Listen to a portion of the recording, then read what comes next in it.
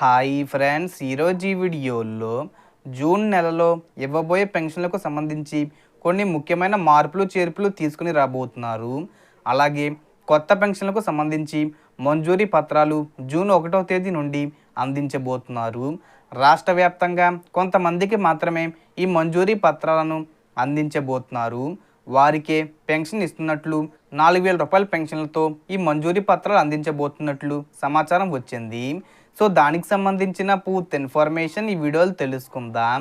So రాష్ట్ర వ్యాప్తంగా వితంతువుల పెన్షన్ల కోసం ఏప్రిల్ 30 తేదీ లోపల దాదాపుగా 60,000 మందికి పైగానే లబ్ధిదారులు దరఖాస్తు పెట్టుకున్నారు. సో అప్లై చేసుకున్నటువంటి లబ్ధిదారులు పెన్షన్ ఎప్పుడు వస్తుందా అని ఎదురు చూస్తున్నారు. ఈ పెన్షన్లకు సంబంధించి ఈ మే మొదటి వారంలో పంపిణీ చేస్తామని చెప్పారు. కానీ ఈ మే నెలలో పంపిణీ చేయడం లేదు, జూన్ నెలలోనే పంపిణీ చేస్తారు.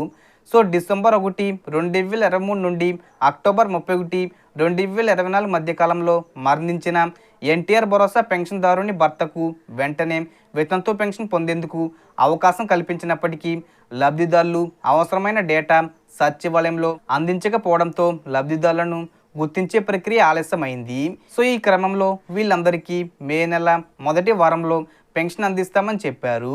కానీ దాదాపుగా 60,000 మందికి పైగానే లబ్ధిదారులు అప్లై చేసుకున్నారు. కానీ ప్రభుత్వం 89,788 మందిని లబ్ధిదారులుగా గుర్తించామన్నారు. సో ఏప్రిల్ 30 తేదీ లోపల 60,207 మంది మాత్రమే దరఖాస్తులు సబ్మిట్ చేశారు. రిమైనింగ్ వాళ్ళకు కూడా అవకాశం ఇచ్చింది. ఇంకా ఎవరైనా ఈ పెన్షన్లకు అప్లై చేసుకోకపోతే మీ గ్రామ వార్డు సచివాలయంకు వెళ్ళి అప్లై చేసుకోండి. జూన్ నుండి మీకు పెన్షన్ అయితే ఇస్తారు. అలాగే మంజూరీ పత్రాలు కూడా ఇవ్వడం జరుగుతుంది. సో జూన్ 1వ తేదీన 4,000 రూపాయల పెన్షన్ ఇస్తామని చెప్పారు. సో ఎవరైతే స్పౌజ్ పెన్షన్లకు అప్లై చేసుకుని ఉన్నారో వాళ్ళందరికీ కూడా జూన్ నెలలో పత్రాలు అందడంతో పాటు పెన్షన్ రావడం జరుగుతుంది. సో చాలామందికి కూడా ఈ స్పౌజ్ పెన్షన్లకు అర్హత ఉన్నా కానీ ప్రభుత్వం రిలీజ్ చేసిన లిస్టులో కొంతమంది పేర్లు లేవు. సో వారికి సంబంధించి ప్రభుత్వం గుడ్ న్యూస్ చెప్పింది. ఈ నెలాఖరులో మరో 2 అర్హుల జాబితా అంటే ఎలిజిబుల్ లిస్ట్ అనేది విడుదల చేస్తామని చెబుతున్నారు.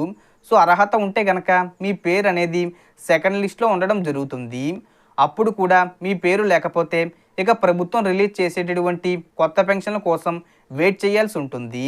అలాగే కొత్త పెన్షన్లకు సంబంధించి ఎప్పుడు అప్లై చేసుకోవాలనేది చూసుకుంటే కొత్త పెన్షన్లకు సంబంధించి ప్రభుత్వం ఇంకా ఎలాంటి అప్డేట్ తీసుకురాలేదు.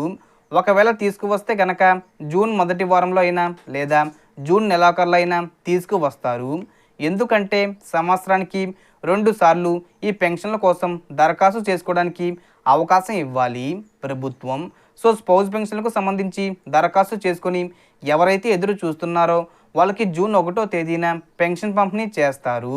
సో మనకు వచ్చిన ఇన్ఫర్మేషన్ ది ఫ్రెండ్స్. మీకు ఈ వీడియో నచ్చితే లైక్ చేయండి, షేర్ చేయండి అండ్ సబ్స్క్రైబ్ చేసుకోండి. Thanks for watching.